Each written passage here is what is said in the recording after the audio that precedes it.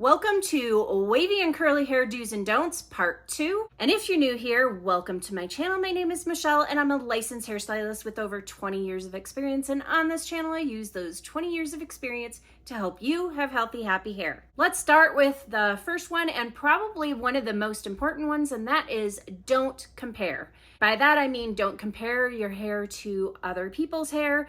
Everyone's hair is different. Do realize that your hair is beautifully unique and uniquely beautiful. So I think part of what's going on, especially with social media, is that there's a lot of this kind of what is considered ideal. Everybody who has waves are trying to get curls. Curls are trying to get tighter curls or whatever. And just learn to take care of the hair that you have and learn to love and accept the hair that you have. And you're gonna find that you struggle a lot less with your hair if you learn to just accept and love and care for your own hair and stop comparing it to other people's hair. Especially because there is no such thing as perfect, nor is there a such thing as the ideal curl that everybody should be striving for. We all come in different shapes and sizes, and so does our hair. Don't waste your time squishing to condition or squish to condition. So the premise here is that you squeeze and squeeze and squeeze with conditioner in your hair. You sit there and squish, and that you're gonna be able to force all of that conditioner into your hair to get more benefits from that conditioner. Once your hair is fully saturated, by definition, you cannot get it any more saturated or get anything more into it, even by sheer brute force of squishing and pushing it into your hair.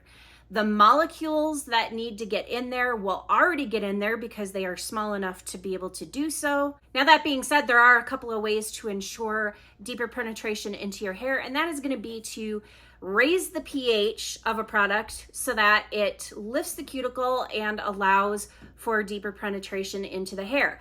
There are no conditioners or deep conditioning treatments that are going to have that high pH. In fact, they usually have a much lower pH because the purpose of a conditioner, aside from offering lots of moisture and protein and all of these good things to your hair, is to smooth down your hair strand, to smooth down those cuticles and kind of keep them from being raised and lifted. So the pH is going to be much lower in order to do that. So you would never be able to find a conditioner with the high pH required to raise the cuticle in order to allow for further penetration. Now, the other thing that you could try if you really want to get the most out of your conditioners, deep conditioners, and masks is heat. Heat is another thing that will help to lift the cuticle slightly so that you can get the beneficial ingredients to get into and penetrate the hair shaft. And you can do this in a couple of different ways. You can use like just a plastic cap over the top of your head with your deep conditioner or mask in. The heat from your head is going to stay trapped in there, and that should be enough heat to kind of help it to penetrate further in there. Or there are companies that sell these kind of heat bonnets that you can throw in the microwave, heat them up, and then put that over your hair to get some heat in there.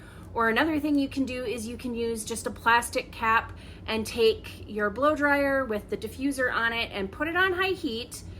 Put it at a far enough distance that it's not going to be so hot that, you're going to melt it, and then move it all around your head constantly. You have plastic on there, so it's not going to be blowing your hair all over the place, and your hair is wet and full of conditioner. So just move it all the way around so that you can make sure you're not putting too much heat in one spot for too long, and again, melting the plastic. Just move it all the way around until you've heated it up somewhat, and then that heat will kind of stay trapped in there with the plastic to help the conditioner to further penetrate into your hair. So those are the only ways that you can really get anything further into your hair, but squishing your hair to get it in there is not going to do it. Now, I know there are a lot of people who swear by it and say that they've seen results from this. It's likely just because it's providing more even distribution, or they're really working it throughout all of their hair strands more so than their previous application. I know from doing hair for about 20 years that a lot of people usually just kind of smear conditioner on, and they just kind of wherever it hits on the outside, and they don't even rake it through or brush it through or anything like that. They just kind of smear it on and leave it sit there. And that'll be great for everywhere that the conditioner is touching. However, for if you're just kind of going like this, then everything that's on the inside of that is not going to get conditioner. So of course it's not going to feel like you're getting the most out of your conditioner because a lot of your strands haven't been coated.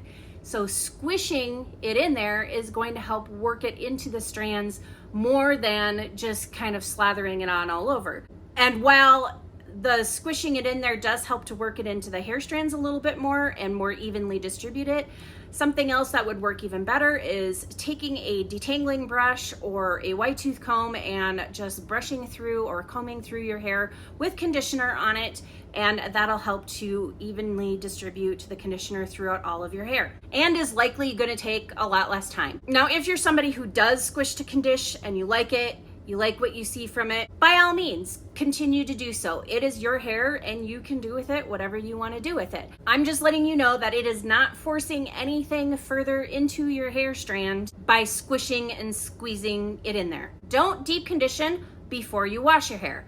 And I know that I see some really fine haired people doing this because they say deep conditioning their hair will weigh it down. And here is my thought process on why not to do it. Again, if this works for you, by all means keep doing it. However, if you're putting conditioner on hair that is dirty, that already has products on it, that has oils from your scalp on it, it's not going to be able to do its job because it's just sitting on top of all of those products and everything else. Even if you're rinsing your hair and it's removing a little bit of products and removing a little bit of dirt and whatnot or whatever you have in your hair, it's not completely washing it off. It's just going to be sitting on top of all of that dirt, debris, the oil, the products, everything that you have on your hair. The conditioner is really just going to be sitting right on top of that, and it's not going to be able to do its job and condition your hair because of that. It's going to do a much better job on a very clean strand of hair. And now if you're saying that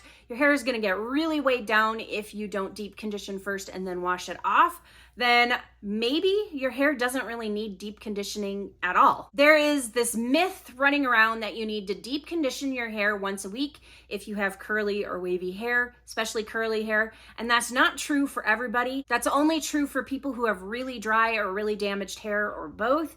It's not true just as a blanket statement for absolutely everybody with curly or wavy hair. So if you're finding that it's just really weighing your hair down, it could be that you just don't need it. Also, if you're putting a deep conditioner on top of all of those products and then you're washing it off, you may not be getting anything off of your hair. And now there are some pre-shampoo treatments, and in those cases where you have something like bond repair that gets put on the hair before you wash it and needs to be washed off, you follow the manufacturer's instructions. Or there are pre-shampoo treatments where you put in oil before you wash your hair. And now how this can actually help your hair is, one, you can put oil in there. It's going to give your hair a little bit of slip so you can detangle while your hair is dry before you wash it. Another thing it's going to do, especially for people who do have some drier hair, is that putting that oil on there is going to kind of provide a barrier between your hair and the shampoo. So it's not going to strip your hair as much if you're using a shampoo that's a little bit more on the cleansing side. However, again, if you have hair that's getting easily weighed down, it could be because you just have all of this stuff on your hair instead of putting these things on clean, naked hair so that they can actually do their job instead of just kind of coating over everything else. So even when I do like an Olaplex treatment on my hair, or when I use the Bond Repair by Curlsmith or whatever it's called, whenever I use that, what I typically do is I will wash my hair the night before or the day before, and I might not even put conditioner in it. I just maybe a little bit of leave-in conditioner just so I can detangle it, but if it doesn't feel tangly after I've washed it, then I won't put anything in it. And then the next day I'll wet my hair down and put the treatment on, and then I will wash it out afterwards. So then that gives me a nice clean slate to apply that product to so that I can get as much out of that product as possible. And then if you do have really fine hair that's easily weighed down, but you also have lots of really dry hair or maybe damaged hair that's growing out, instead of doing a deep conditioner first, washing and then conditioning, I would say to put the deep conditioner where you need it. So if you really need it on the ends or mid links and ends, put it there and then put a regular conditioner everywhere else.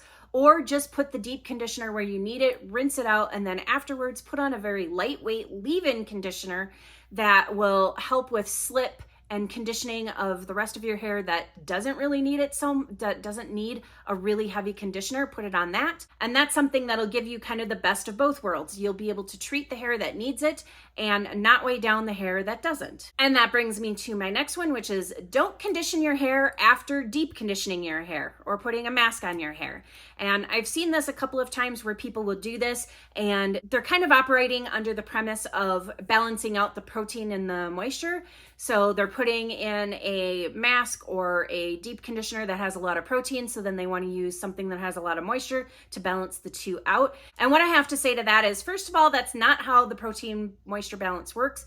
One does not cancel out the other. Your hair needs a little bit of both, and how much it needs of one versus the other is going to change from person to person and can even change with your own hair over time, or depending on whatever you're doing to it and what it's been exposed to, that can change. So it's not so much a matter of I've put protein in my hair, now I need to put moisture in my hair. It's a matter of how much of each do I need. And then another thing is that the protein conditioners also have moisturizing properties in them as well, or moisturizing ingredients and emollient ingredients in them as well, because that is a conditioner's job. A deep conditioner and a mask, they're gonna have a bit of both. So even if they have that protein in there, you're still gonna get some moisture. And if you feel like you need to follow that up with something that's more moisturizing, then chances are you're just choosing a mask or a deep conditioner that really isn't right for what your hair needs. You just need to find something that is able to provide enough of both all in one thing. About the only time that you would really need to follow up a treatment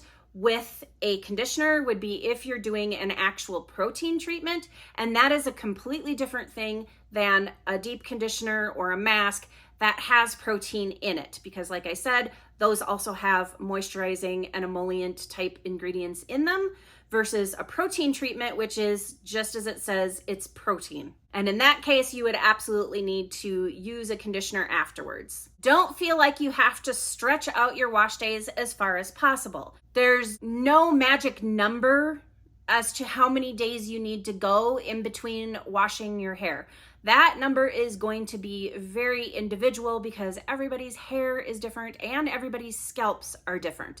You're gonna have to wash your hair as often as your scalp, for the most part, dictates. Healthy hair starts with a healthy scalp. If you have a much oilier scalp, you're gonna wanna wash more frequently than somebody who has a much drier scalp.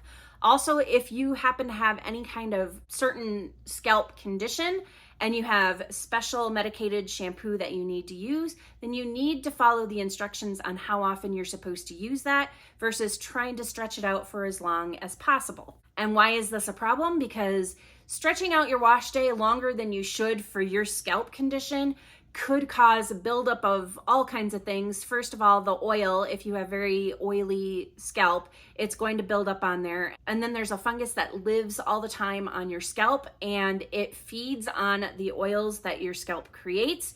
And if you create an overabundance of it, or if you go for a really long time without washing it off, it will just have a feast and grow and multiply, and that's when your head starts hurting and itching and becoming very uncomfortable, and going for way too long can actually clog up your hair follicles and cause hair loss eventually. So wash as often as you feel you need to wash. If your scalp is itching and hurting and uncomfortable, that is your scalp telling you it is time to wash it. Also, if you're somebody who lives a really active lifestyle and you sweat a lot, even though sweat isn't actually dirt and there's some salt in there which will help with actually giving you some nice volume and lift, And it can also help to kind of soak up some of the oils, or at least make it look like it's not so oily. So there can be some benefits of that. But also, I mean, after you've gotten so much sweat on your hair and also mixing with the oil, you're probably going to wash it off again, just because of the discomfort of your scalp, or potentially even clogging those follicles also. So if you're somebody who's more active and you want to wash your hair more frequently, absolutely wash your hair more frequently. If you find it's making your hair drier, then switch to heavier or more moisturizing conditioner, or add in a deep conditioner or deep condition a little bit more often. But the main thing is you absolutely want to have a healthy scalp, because again, you can't have healthy hair without a healthy scalp. And if you're somebody who swims frequently, especially in chlorine or in salt water, you're going to want to wash frequently to get that off of your hair, because both can be very damaging to the hair. And it's better to wash more frequently than to leave that sitting on your hair, because the shampoo is going to cause a lot less damage than the chlorine will. And sea salt from the oceans, while it might give your hair some nice texture and it can be beneficial up to a certain point, it does become drying after you've been exposed to it over and over and over again without washing it off. So it's just better to wash that stuff off of your hair and then apply a conditioner or deep conditioner as needed afterwards. And if you're somebody who swims in fresh water and thinks that you're safe from all of that, some fresh water can have high mineral content, such as iron, which can build up on your hair and cause discoloration of your hair. But also, if the lake that you're swimming in allows motorized vehicles on the lake, there is gas and oil getting into the lake. And when you're swimming in it, that's getting on your hair. It's also not good for your hair. Again, it is much better to wash that off than to leave it on. Don't go broke buying all the curly things. You don't need to use stuff that's labeled for curly hair just because you have wavy or curly hair. Other products can work just as well, sometimes better than that, because curly hair products can be very moisturizing and emollient, and not everybody needs that. So you might find some products that are not labeled for curly hair that actually work better for your hair. Also, over the years since I got licensed in the early 90s, cosmetic chemistry has come a long way. And while drugstore products used to be pretty scary and very bad when I first started doing hair 30 years ago, they have definitely come a long way. So there are more affordable products on the market now that are really good quality. So do buy the best quality that you can afford for your hair. You don't need to do leave-in, curl cream, gel, mousse, but whatever. You don't need to follow a certain steps, and you don't need to use a leave-in and a curl cream. A lot of times using one or the other is just fine,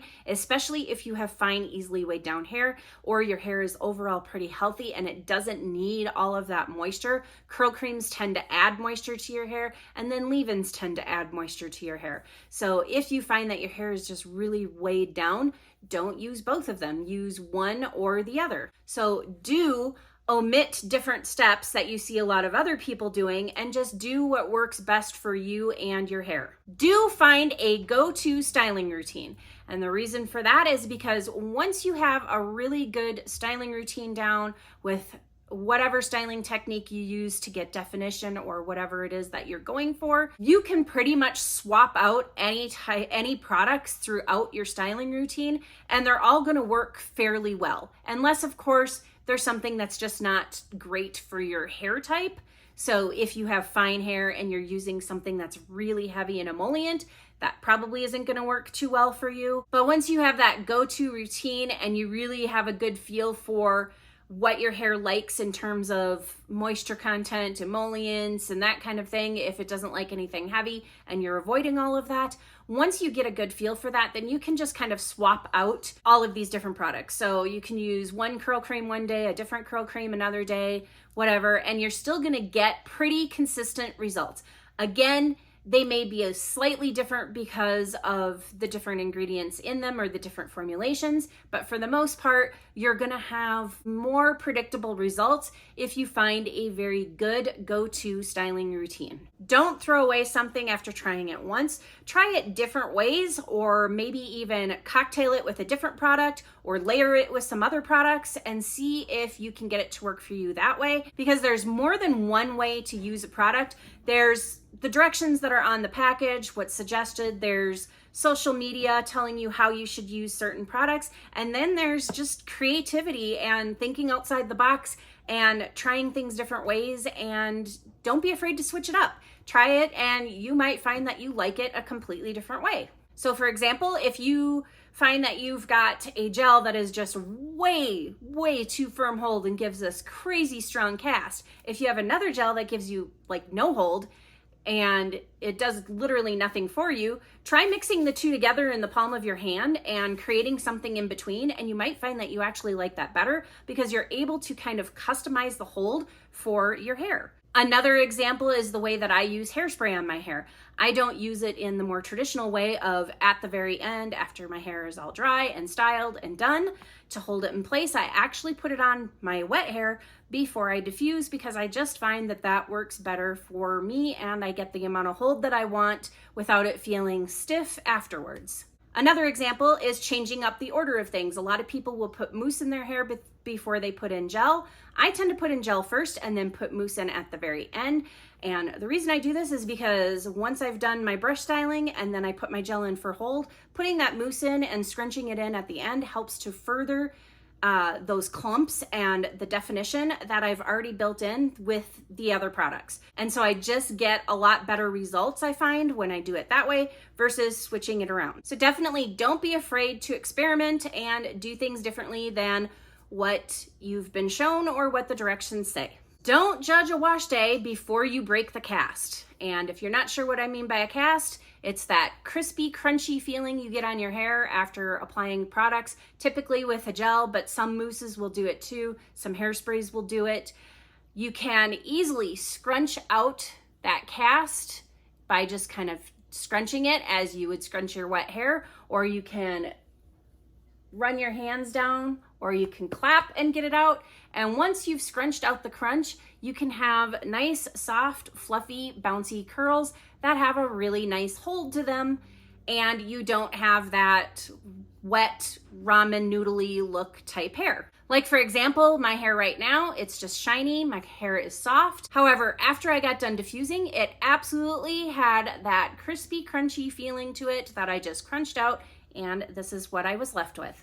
And as you're going through your wavy or curly journey and trying to learn how to take care of your hair and find out what works best, what doesn't work, don't rely on your memory. Make sure you take some pictures and make notes and write down the products that you used, approximately how much you used, and what you thought about it. Just write down all kinds of things and maybe even put a date on it so that you can see and you can kind of track your progress. But don't rely on your memory, because what's going to happen is you're going to look back, you're going to see a picture of yourself, you're going to like the way that your hair looked, and you have no clue what the heck you did to it to be able to recreate that. However, the one exception to that is you may not be able to get back there depending on where you were in your curly journey when you took that picture and where you are now, which is another reason to keep track of absolutely everything, because then you can see how far you've come, especially if you were wearing your hair straight to start with and it's been damaged and you're trying to fix all of that, you're trying to get your hair healthier, then you will actually be able to see how far that you've come by looking at that. So you may never be able to recreate what you used to have.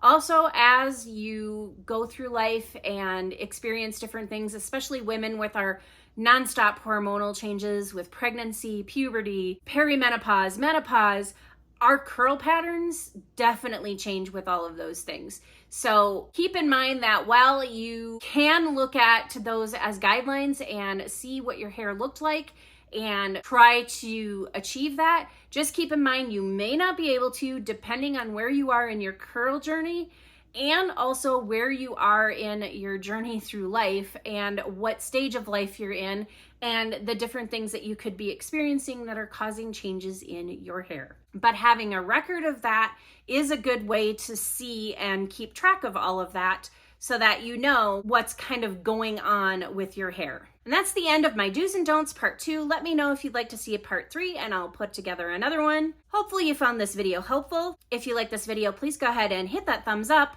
And as always, thank you for watching, and I'll see you in the next video.